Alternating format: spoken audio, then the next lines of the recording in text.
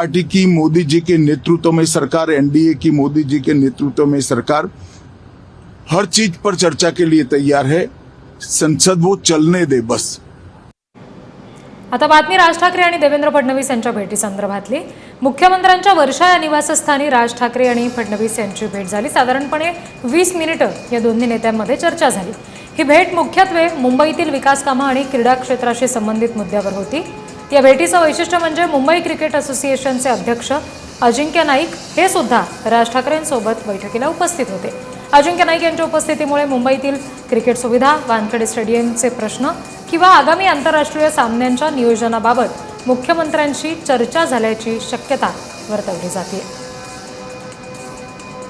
राज ठाकरे आणि मुख्यमंत्री यांची भेट झाली। वर्षा निवासस्थानी दोन्ही नेत्यांमध्ये साधारणपणे 20 मिनिटं चर्चा झाली आणि ही भेट मुख्यत्वे मुंबईतली विकास कामं असतील किंवा क्रीडा क्षेत्राशी संबंधित मुद्दे असतील त्याबाबत चर्चेसाठी होती अशी माहिती समजते।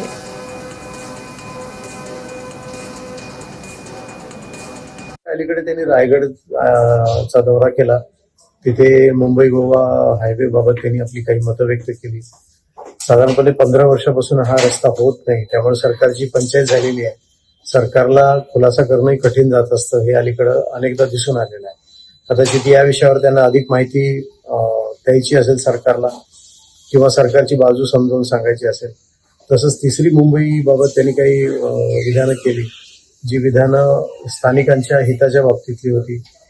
तिसरी मुंबई हा सरकारचा महत्वाकांक्षी प्रकल्प आहे आणि तो कशाही परिस्थितीत झाला पाहिजे अशी सरकारची इच्छा आहे।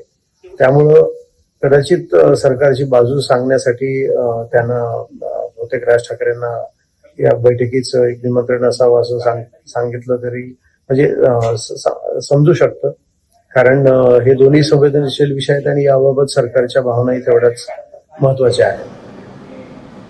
पुढची बातमी, सुप्रीम कोर्टातली शिवसेना पक्ष आणि चिन्हासंदर्भातली आजची सुनावणी संपली।